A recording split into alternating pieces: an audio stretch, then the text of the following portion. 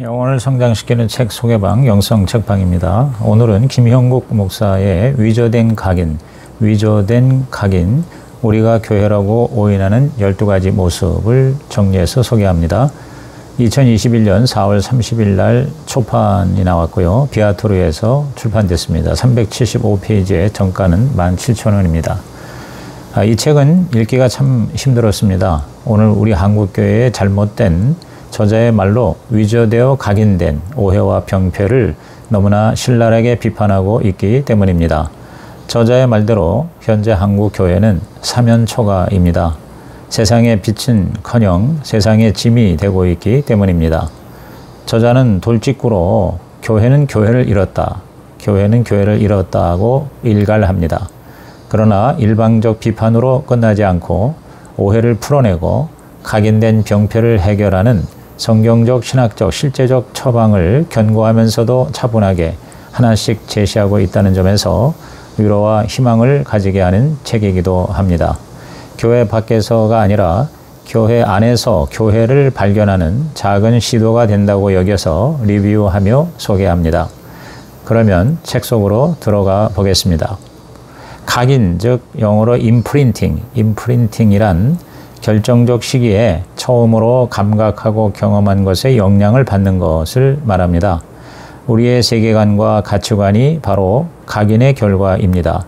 한국 사람들에게 각인된 교회의 모습은 어떤 것일까요? 오늘 교회의 참 모습은 사라지고 진실이 왜곡되어 위조된 각인이 되고 있습니다.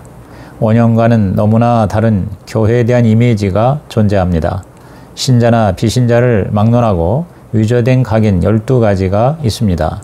속박, 위선, 광신, 헌신, 제사 거부, 배제와 혐오, 종교 분리, 남성 중심, 전도, 헌금, 선행, 교회 운영 등이 그것들입니다. 이 책의 목적은 고발이 아닙니다. 교회 안팎에 존재하는 각인이 위조임을 드러내고 이를 극복하기 위해 교회 원래 모습을 살펴보고 원래 모습이 어떻게 현실 교회와 그리스도인의 삶에서 가능한지를 모색하는 것이 최종 관심입니다.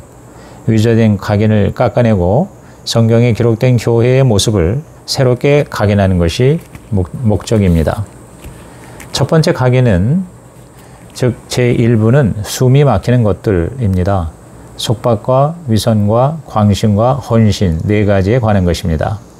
제1장 속박, 자유가 없고 올가맨다. 속박, 자유가 없고 올가맨다. 자신을 억압하는 것에서 자유를 찾기 위해 인류가 찾아낸 방법 중 하나가 종교입니다. 그런데 적지 않은 사람이 종교를 가짐으로 더 자유롭지 못합니다. 여러 종교 가운데 특히 기독교가 신자를 가장 강하게 구속하는 듯 보입니다.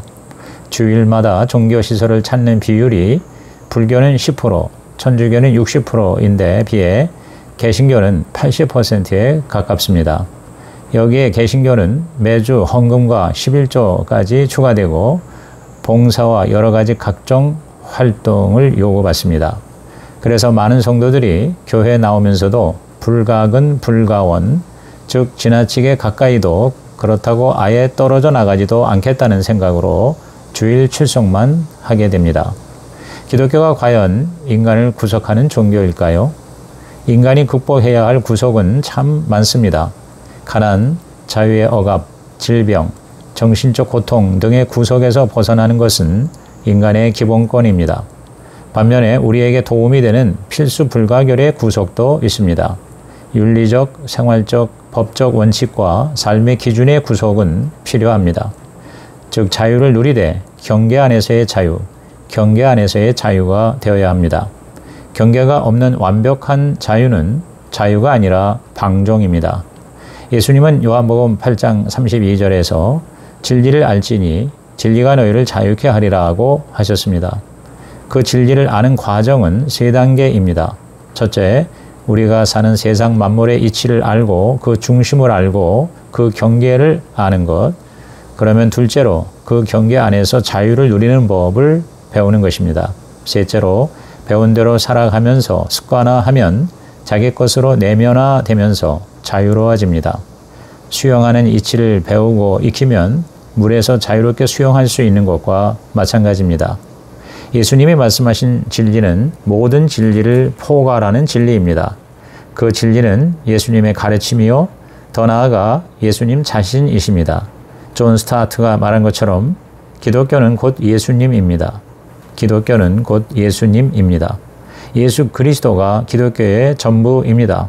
왜냐하면 예수님 자신이 진리이기 때문입니다. 기독교의 진리는 통합적입니다.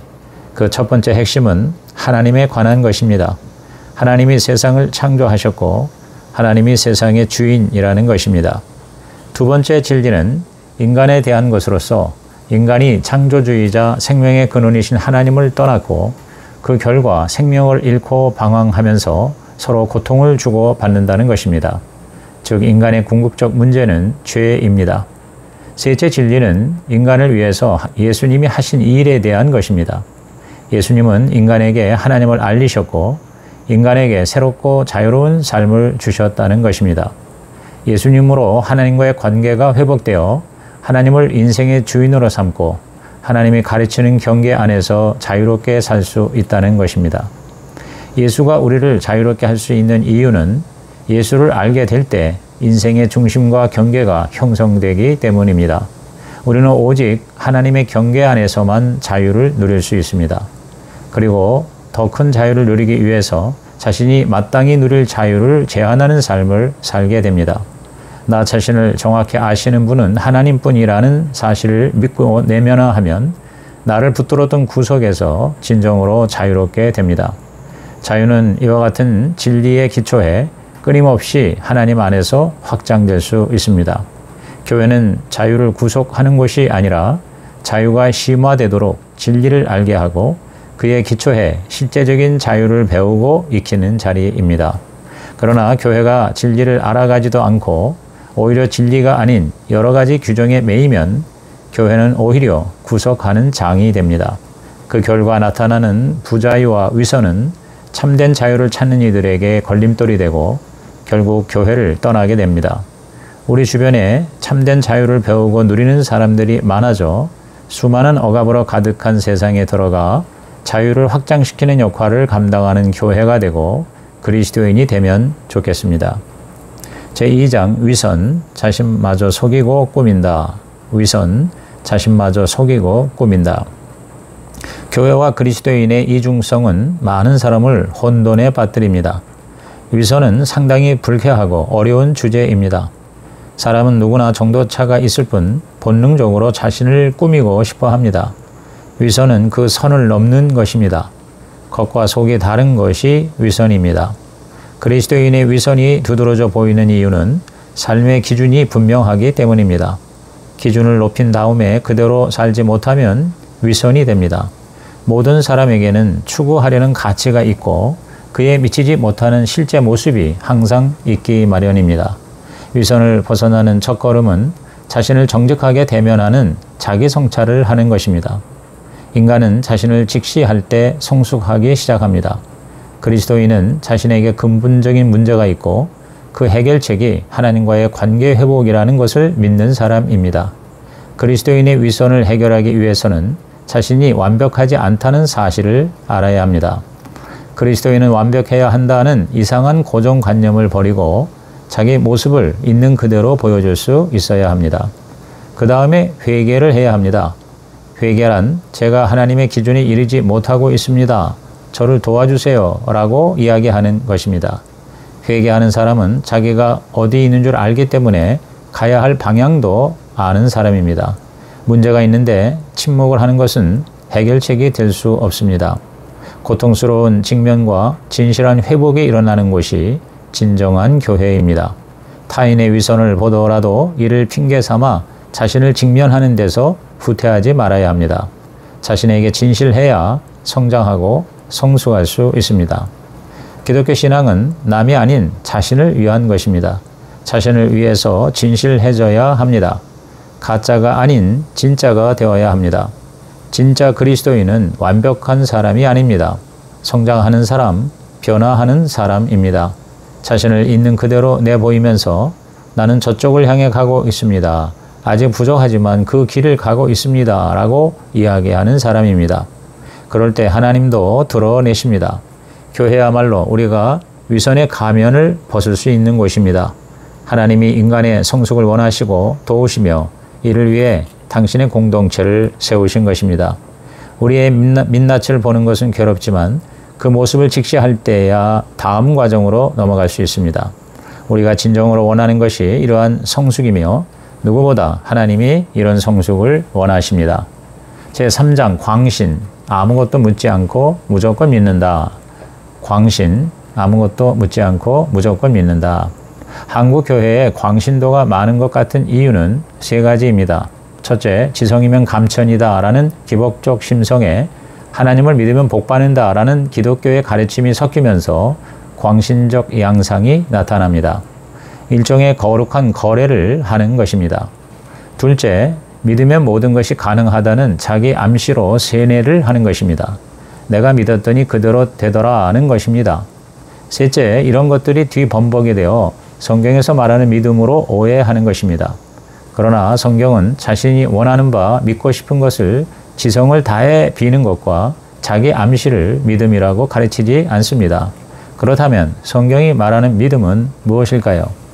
믿음에서 중요한 것은 강도가 아니라 내용입니다. 얼마나 세게 믿느냐가 아닌 무엇을 믿느냐가 중요합니다. 성경 한두 구절만 뽑아서 강조하는 것은 잘못입니다. 하나님께서 주시지 않는 것을 인간이 믿어서 얻을 수 없습니다. 무엇보다 하나님이 어떤 분인지를 믿는 것이 중요합니다. 성경이 가르치는 그 내용을 믿어야지 내가 믿고 싶은 것을 믿는 것은 믿음이 아닙니다. 믿음은 성공을 보증하는 수단이 아닙니다. 우리의 믿음으로 하나님을 조작할 수 없습니다. 하나님께서 원하시는 바를 먼저 알고 그 뜻에 따르겠다는 태도가 바로 참 믿음입니다. 내가 원하는 바를 지성으로 빌어서 얻는 것이 아니라 하나님이 하신 일과 지금 하시는 일과 앞으로 하실 일을 믿는 것이 믿음입니다. 하나님의 복을 얻는 수단이 아니라 하나님이 주시는 복에 대한 반응인 것입니다. 떡을 주실 마음이 없는 하나님에게서 떡을 얻어내는 수단이 아니라 떡이든 무엇이든 가장 좋은 것을 주시는 하나님께 감사하는 반응입니다. 믿음은 일생에 걸친 배움입니다. 삶의 여러 정황 가운데에서 하나님이 하신 일에 반응하면서 하나님을 의지하며 따라가는 법을 배우는 것입니다. 그러한 믿음의 특징은 자족하는 것입니다. 어떤 상황에서도 하나님으로 만족하는 것입니다. 믿음은 자족하는 것이며 배워가는 것입니다. 과정이며 그 자체로 하나님과의 인격적 만남이며 그분에 대한 신뢰이며 선물입니다.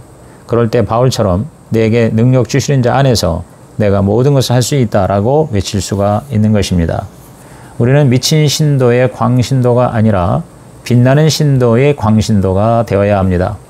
예수님은 너의 빛을 비추어 그들이 너희의 착한 행실을 보고 하늘에 계신 아버지께 영광을 돌리게 하여라 하고 하셨습니다. 빛나는 신도가 되기 위해서는 무엇을 믿어야 하는지를 알아야 합니다. 성경을 읽고 공부해야 합니다. 마음의 눈을 열어 하나님을 깨닫게 해달라고 기도해야 합니다. 믿음 없는 저를 도와주세요 라고 기도하는 것입니다. 그렇게 성경을 읽고 기도하고 애쓰면 어느 날 나는 이분을 믿겠다, 이분을 따르겠다라고 결단할 수 있을 것입니다. 더 나아가 빛나는 신도가 되기 위해서는 다양한 삶의 여건에서 하나님을 경험해야 합니다. 하나님으로 말미암아 자족하는 법을 배워야 합니다. 진짜로 믿으면 사람이 조금씩 달라집니다. 믿음은 그 변화를 위한 과정입니다. 오늘의 시대는 빛이 필요한 시대입니다. 망가져가는 한국 사회를 바로 잡으려면 조직화되고 결핍된 힘을 가진 교회밖에는 희망이 없습니다. 지금 한국에는 빛나는 광신도들이 필요합니다. 자기가 믿고 싶은 것을 믿어서 복을 받는 미친 광신도가 아니라 하나님께 인격적으로 반응하는 빛나는 광신도가 필요합니다. 교회는 그러한 빛나는 광신도를 키워내는 자리가 되어야 합니다. 제4장 헌신, 시간과 에너지를 끊임없이 요구한다. 헌신, 시간과 에너지를 끊임없이 요구한다. 적지 않은 사람들이 교회 생활에 지쳐 있습니다.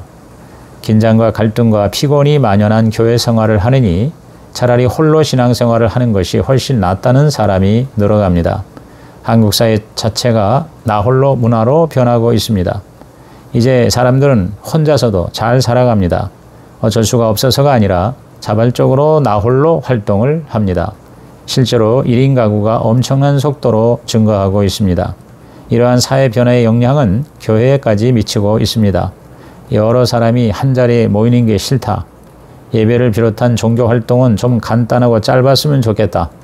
잘 모르는 사람들과 소그룹에서 지지고 볶는 게 싫다라는 사람이 점점 많아지는 듯합니다.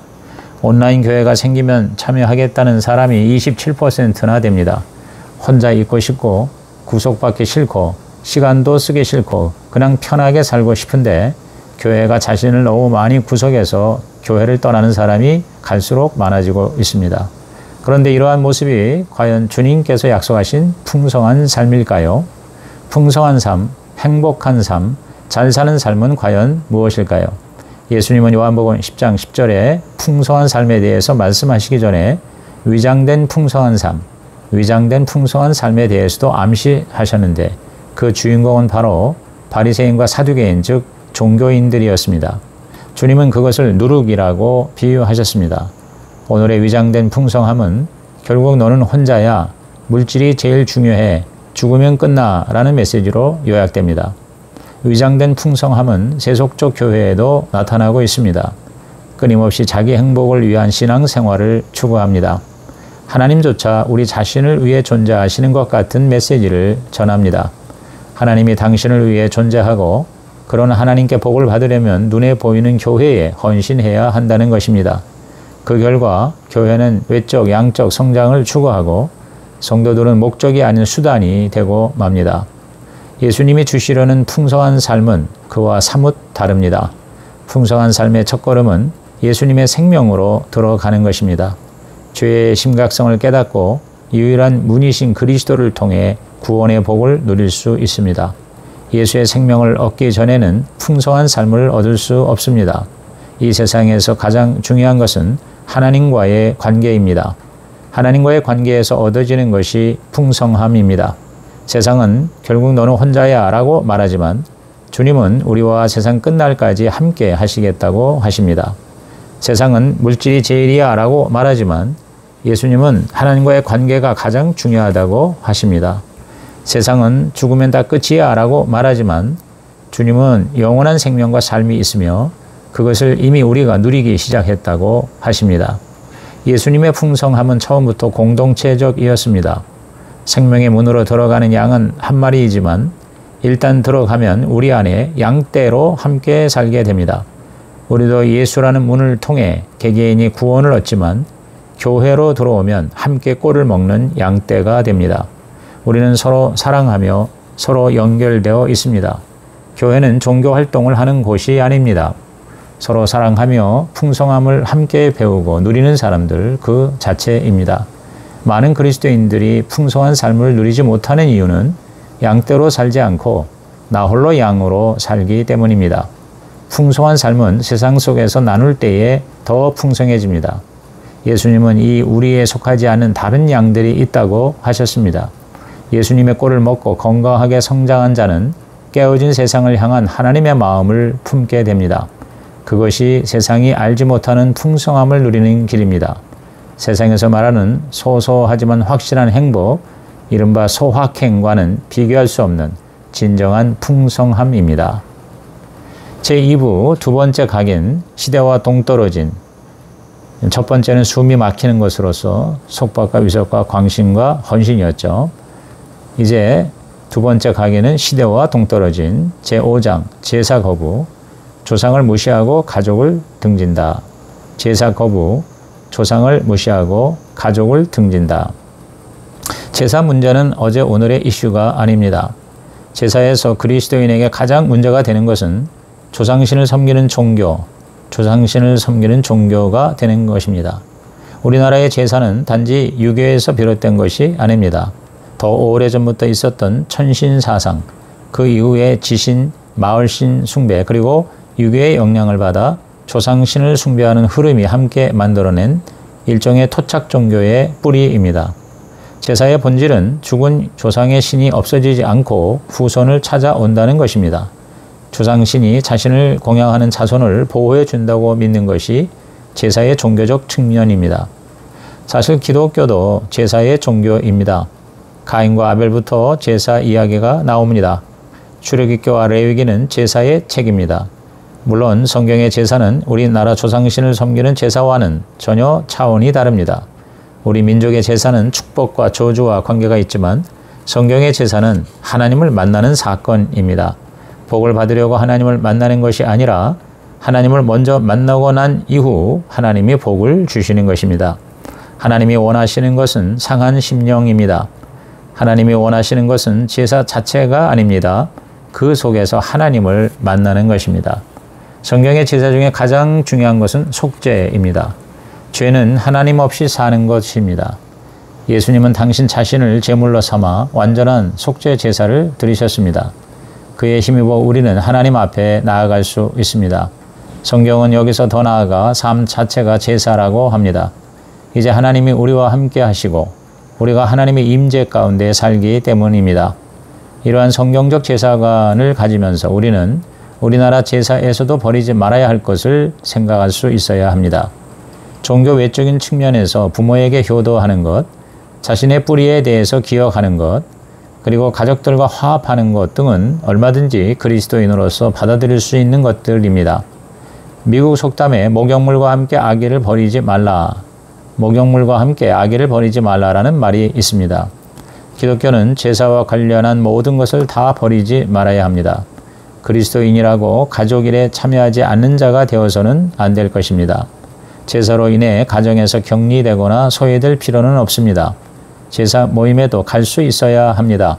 제사에서 절하는 문제도 절을 하는 행위가 조상신을 섬긴다는 표현이 되는 상황이라면 절하지 말아야 합니다.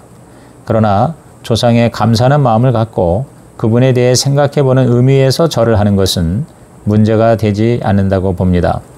기독교는 중심을 하나님께 두고 구체적인 상황에서는 어떻게 하는 것이 가장 하나님을 기쁘시게 할 것인가를 생각하는 종교입니다. 즉, 중심 원칙을 지키되 융통성 있게 움직일 수 있습니다. 상황에 따라 자신의 신앙을 표현하고 다른 종교 체계가 비록 틀렸다고 하더라도 존중하는 태도는 필요한 것입니다. 제사 음식을 차리거나 먹는 것도 같은 원칙에서 결정할 수 있습니다. 이 같은 제사 문화에 대해서는 그리스도인의 대한 문화를 만드는 것이 중요합니다. 하나님을 알지 못하는 사람들에게 하나님을 알게 하는 것이 중요합니다. 자신의 믿음을 분명히 하면서도 지혜롭게 참여해야 하는 이유가 여기에 있습니다. 제사가 일종의 종교였다면 하나님을 믿은 다음에는 그 제사에서 하나님의 예배로 옮겨와야 합니다. 그것은 타협의 여지가 없습니다. 그리스도인이 되는 것은 새로운 세계관과 그에 따르는 삶의 방식을 따르는 것입니다.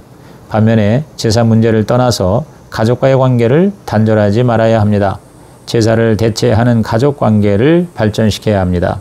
단순히 제사가 우상 숭배이므로 참여하지 않겠다는 자세가 아니라 우리의 소중한 유산을 보존하고 누리는 방법을 찾아내는 것이 필요합니다.